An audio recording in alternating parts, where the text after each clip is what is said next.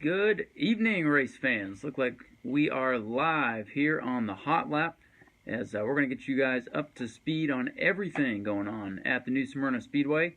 It was another great week of racing on the high banks, a night that was free from weather, free from drama, and just back to good old short track racing, and that's what we love at New Smyrna.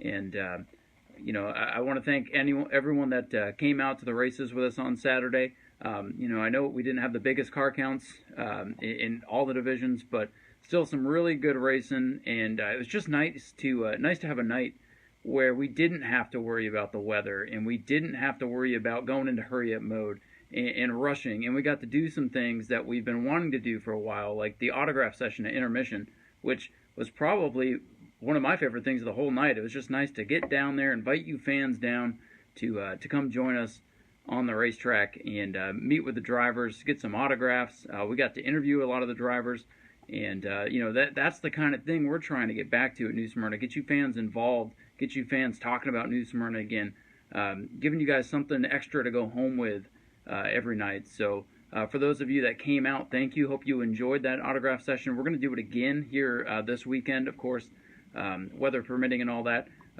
With it being July in Florida, I just want to say, y'all got to quit looking at your radars and looking at your forecasts 2-3 days ahead of time and making plans. You don't know what's going to happen. I did it. I admit, I looked at the forecast earlier in the week and I said, oh man, you got to be kidding me. And then I didn't look at it again, and I just got up optimistic, ready to go on Saturday, and sure enough, we didn't even have so much as a dark cloud in the sky. So that's the kind of thing we got to hope for in Florida during the summer. But we got some racing in, and so tonight we're going to recap the racing from last Saturday night. Again, like I said, another good night of racing, and we're going to get you guys set up for this week's big end of July blowout that we're having. So we'll get into that a little later. Hopefully you guys saw the video that Adam put out earlier this afternoon, kind of hyping up that event. He's our hype man, if you will, our marketing guy. He's been doing a lot of work, not only in front of the camera, but behind the scenes, signing sponsors, working on the track. So big shout out to him and everything he's been doing. And, we're going to have some fun with him on the mic on Saturday as well. He's going to join me in the booth. And, he's new to racing. So for Adam, it's kind of going to be a new experience for him, and he's just so excited. We were talking after the races, and it's like, hey man, you want to come up and join me Saturday? And he was like, sure enough. So we're just going to have a big old party, big old end of July blowout on Saturday, so you guys can look forward to that. But let's get you guys caught up with what happened on the high banks last Saturday night. We started things off with the super late models, the fastest division that we run besides the sprint cars, so our fastest weekly division, if you will. We had 8 cars on the grounds, which doesn't sound like a whole lot, but if you look at the other tracks in Florida, all the bull rings where everybody says it costs less money to race there, blah blah blah. We had 8 cars. You look everywhere else on a regular night, they don't get more than 8 cars. So all in all, it was decent. Of course, I'm not gonna lie to you guys. I'd love to see more cars. The more the merrier, But still, we had 8 cars show up. 1 didn't start, unfortunately. It was a very clean race. These guys did a good job. Things got wild early on. I think on lap 1 or 2, a couple guys were 3 wide in turn 3, which was one of those moments where you just hold your breath and hope everybody makes it out okay, especially because they're racing again this weekend. You don't want to see guys have a big crash and then not able to make it back out for the next races. So good to see everybody was able to mind their P's and Q's out there and have a good solid race. But Brad May was dominant. David Rogers led the first lap, and then it was all Brad May after that. They just got a new Fury race car. That seems to be the way people are going. Those Fury race cars at New Smyrna are a beast right now. And Brad May has got his hooked up. He was really good. He picked up his 3rd win of the season over Anthony Sergi and David Rogers. Patrick Staropoli came out to race with us, and we only see him about once a year. So it's always nice when the 64 car rolls out. Had a good run, finished in 4th with his first time out, and looked competitive. If maybe we had gotten a late race caution, things might have gotten mixed up a little bit, and he might have been more of a factor. But again, good to see Patrick out there racing with us. But again, congratulations to Brad May. Quick point update. By the way, the points have been updated and they are up on our website. So if you need the full results, you can go find them at newsmyrnaspeedway.org. But I'll give you a quick rundown of the top 3 here after Saturday. Brad May, with his 3rd win, leads the point standings by just 4 points over Anthony Sergi. So that battle going to brew into Saturday night. So Sergi just 4 points back. He picked up a win earlier this season. And Doug Elliott, right now, one of our regular guys, sitting back in 3rd. It's a distant 3rd, but he's not out of it. If something were to happen to Brad May and Anthony Sergi, he'll be right up there in the mix. And as Adam says, yes, Brad May he's pretty bad. I'll just leave it at that. He's a bad Brad, if you will. So Brad May getting it done, and he will be a factor again this Saturday night. So moving down the list here, we had our American Auto Sportsman guys in town after they had some wild stuff go down a few weeks ago, and we recapped that in the last episode of the Hot Lap here. And if you haven't seen the videos, if you don't know what I'm talking about, get on YouTube, check out the video of the Patrick Thomas, Earl Beckner incident. Go back a couple weeks, check out the Matthew Green versus Jason Vale. There's been a lot of drama, and it was good to see a drama-free sportsman race. We had 16 cars, which that's been our average this year, and we had a big sportsman race up north at another one of the racetracks that some of our guys ended up going to, and it looked like we're not going to have as many cars, and we had a lot of people saying, oh, we're not coming back, and this and that, but we still had 16 cars. I'm very hopeful that some of those guys end up coming back. We welcome them back. Yeah, I'm talking to you, Earl Beckner. Yeah, I'm talking to you, Jason Vale. I know there's been some frustrating nights and some stuff that's gone down that not everybody has liked, but man, I want to see you guys come back because you really, really add to the show. When we get the big 4 out there running head-to-head, it is thrilling to watch, but on this night, it was an opportunity for some guys to go up there and have a good run. Guys like Don Keithley, guys like George Alexander, Steve Barnes to break through and pick up their first feature wins, but they were going to have to beat Patrick Thomas, and it looked like early on they might have a chance to do so because Patrick got caught up on an early scramble and was kind of stuck back in the pack. And then we had an incident with Preston Hunt, who made his debut, and JT Tippins. They tangled on the back straightaway. Nobody's fault, just one of them racing deals. One ill-handling car just kind of got around in trouble on the back straightaway. Luckily, Tippins was able to continue. The damage didn't look too bad, at least to the naked eye on Preston Hunt's car, and I know that team will be able to get that car back together. And it's nice to see Preston making the jump from super stocks up to sportsman. Always good to see the youngsters coming on up through the ranks here at New Smyrna. That was really the major incident of the race. After that, Patrick Thomas set sail. Matthew Green had to fight some traffic, and Patrick was able to get away. And by the time Matthew Green got up to second, he just ran out of time in the 25-lap main event. Couldn't catch Patrick Thomas, who took his 6th victory of the season. Man, it's starting to look like 2015, I believe it was, when Patrick was the dominant force, and he's back to his dominating ways. There are some really good cars out there that I know when they show up. Sean Bass, when he comes, he's going to challenge. If he can keep his car together, hopefully Earl and Jason come back and mount some challenges against the 111. Matthew Green, he's on the verge of breaking out and getting that first win. I think it's just a matter of time. But all in all, Patrick Thomas comes back with another big win, and all those people looking for the upset, well, I'll have to try again in a couple weeks. But Patrick Thomas first, Matthew Green second, Don Keithley in the Double X with a great run in third. And now your point update for the American Auto Sportsman. Patrick Thomas takes over the point lead by a nice 45-point margin now over Steve Barnes in car number 58. Jason Vale, he went up to run the Wheelman 50 race along with Earl Beckner, so they've dropped down the standings. But Vale still sitting third, and hopefully, like I said, and if you guys listen to this, if you got crew guys that listen to this, I welcome you all back. I hope to see you back. Understand you chasing the big race, but again, hope to see you guys back. And as Mike says, time to put the bounty on Patrick. I don't know. You guys ought to talk to Patrick about that. I'm not getting into that. But yeah, it would be fun to see. Speaking of a minute, sorry about the glitch there. But we're going to move on to the Modifieds. Modifieds back in town once again. And this race, well, it looked like it was going to be another classic Jerry Simons versus Wayne Parker head-to-head duel, as we've seen many times, especially last year.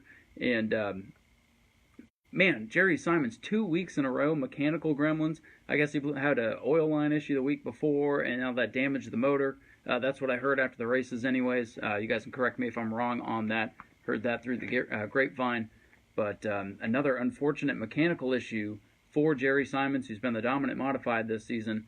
So that allowed Wayne Parker to spank the field and finally pick up his first win of the season. He lapped everybody except Alan Bruns. So Wayne Parker, we know you. I call him Batman. His car looks like the Batmobile. Insane Wayne driving the Batmobile to victory again. And like I said, just spanking the field. So these modified guys, man, you guys got some work to do to catch Simons and Parker. But all in all, a fun race. It was one of those things where everybody got kind of spread out. So you got to look at it in a different way and go, all right, can he lap the field? Will there be a caution? Is Wayne Parker's car going to break? He didn't run that well in the heat race. So it was one of those races where it wasn't close side by side, but it still had you kind of holding your breath, wondering, are they going to make it? Are they going to make it? But Wayne Parker did. He takes his first win of the season. Surprise, it's the end of July, and he's just now getting his first win. It's just been that kind of year for Wayne. Alan Bruns came home second. Matt Thornton with a great run, rounding out the top three on the podium. Modified point standings, even with the bad luck, Jerry Simons, he's been there week in and week out. He does lead the standings over Alan Bruns, who's moved up to second. Matt Thornton has moved up to third ahead of Mike Dahm and Wayne Parker. But Jerry Simons looking stout in the championship standings despite 2 back-to-back weeks of tough runs. So these guys are going to have to step it up if they're going to challenge Parker and Simons. Hopefully we get some new contenders like when Ricky Moxley came, when Jason Boyd brought Kevin Terry's modified out. Hopefully those guys will keep coming and we can maybe get 4 or 5 guys to battle for the win in that class. Modifieds are super fun to watch when we can get a few more of them out there. Moving down the list here, Mod Minis were back in action. Feels like it's been a while for them. And we had 10 cars. That's a great turnout for the Mod Minis. 4 or 5 years ago, I think the most they would get in any given night was 6. And to be honest with you, when I was a fan, that's when you'd go do something else. Go take a bathroom break, but not this year. The Mod Minis are out in full force, and they put on another good show. But Tyler Simpson, man, oh man, is he dominating the Mod Minis this year. But it wasn't easy for him. On the opening lap, he had some kind of issue and didn't get going. And then the caution flag had to, the caution came out as the 115 was slowing on the racetrack, and he was able to get saved by that caution flag. He didn't come down pit road, so he had to go to the back of the field, restarted the race, and he had to slice his way back up from 9th through a solid field of cars. And yes, Adam, he is super fast, and it was fun to watch. I mean, you hate to see guys have issues, especially at the beginning of the race, but if that means the fastest car is to go to the back, I'm all for that because it made it exciting. But once Tyler got out in front, he set sail and dominated, picking up his 5th win in a row. I had to go back and check the stats on that to make sure that was true, but 5 in a row. Bobby Dooley won the opening race for the Mod Minis, and since then, it's been all Tyler Simpson. And yes, Steven, that's what I was going to talk about, the bounty on the 115. Somebody want to pony up some money and create a bounty? I mean, that'd be a fun little advertising campaign.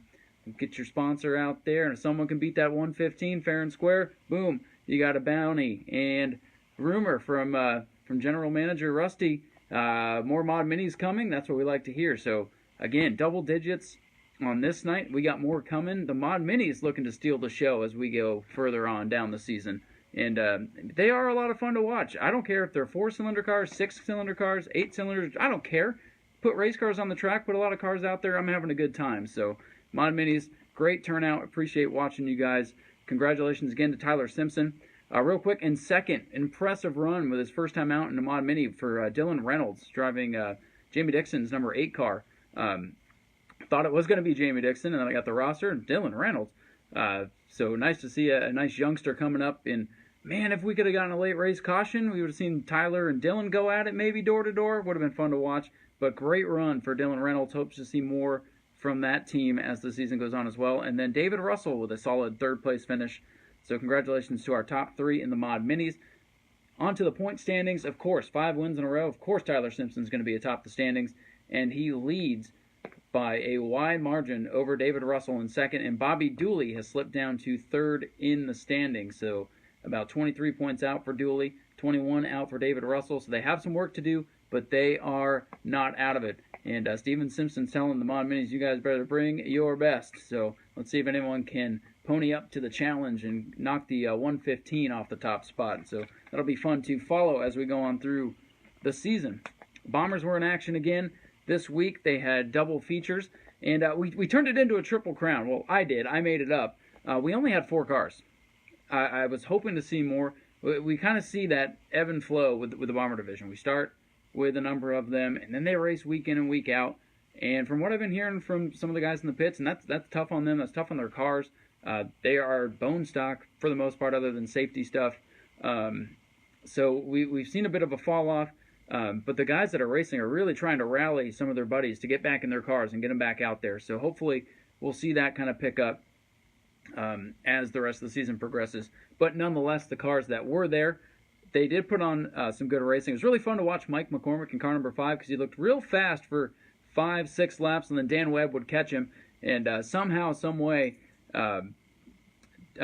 Mike did not knock the wall down. So Mike McCormick put on a show, but Dan Webb, he won the heat race, and then he won the first feature, and then I'm like, you know what, we're going to make this exciting. Let's see if he can go for the triple crown here tonight and win all 3 races, his heat and both his features, and sure enough, Dan Webb wins 2 features and the heat.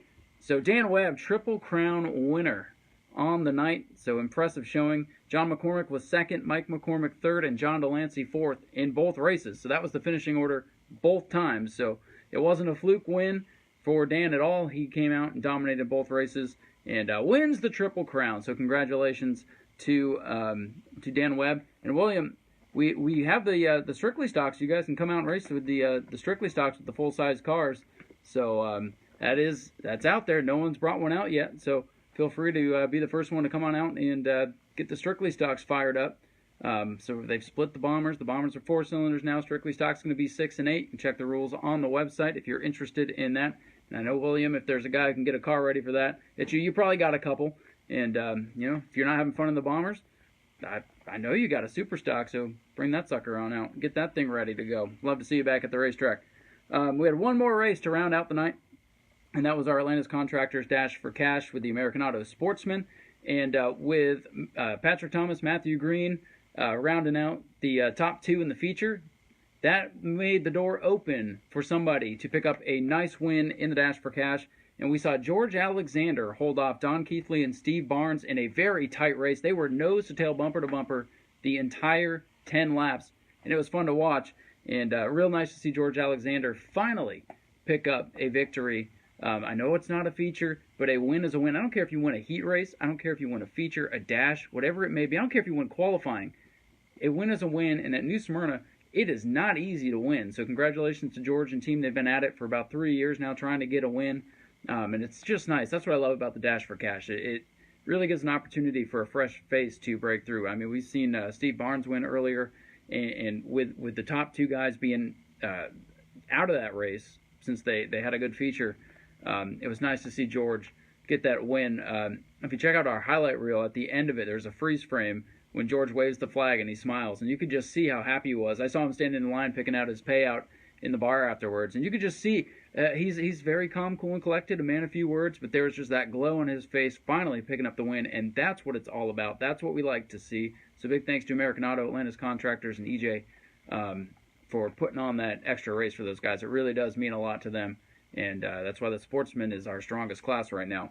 So that is the recap for Saturday night. Again, a great night of racing. Pretty not uneventful night, but as far as crashes go, it was a clean night of racing, and everybody's got their stuff ready to go again for next week. Speaking of next week, we'll break into the news section here. We'll go through this real quick. Next week, it's our end of July blowout. Adam talked about it earlier today. It's going to be fantastic. That is July 28th at 7:30. Gates open at 6. And it's just $10 general admission. For $10 general admission, you get a Pro Late Model 50, Super Late Models, Super Stocks, you get Mod Minis, and Bombers as well. Plus, that's not it.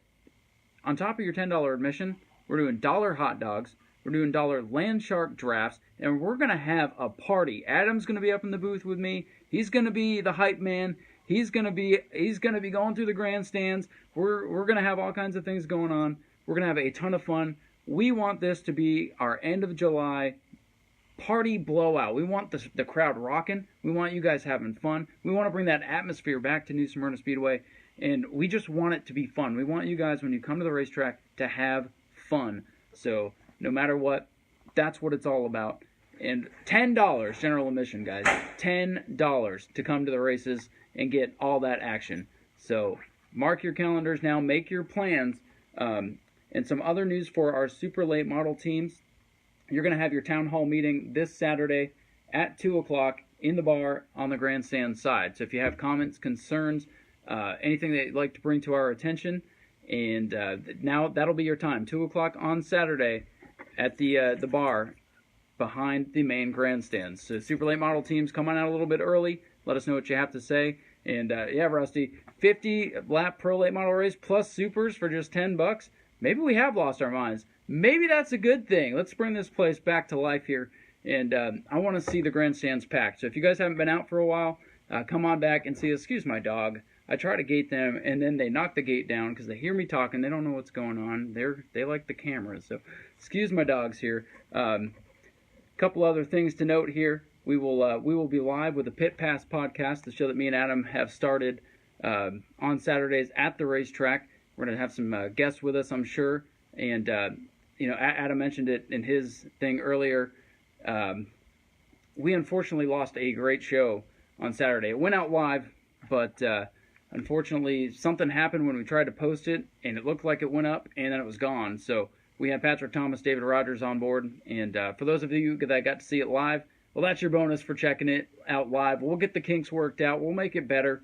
That's what it's all about. Just getting more of this kind of stuff out there, getting our drivers some more exposure, letting you fans know what's going on. So you can tune in live with the Pit Pass podcast around 3:30 on Saturday once we get all set up. And no, Nate, I'm not going to end with a song. And you guys, now y'all want to see my dogs. Thanks, dogs. Thanks. You're embarrassing me here. So yeah, Pit Pass podcast coming up on Saturday at the racetrack.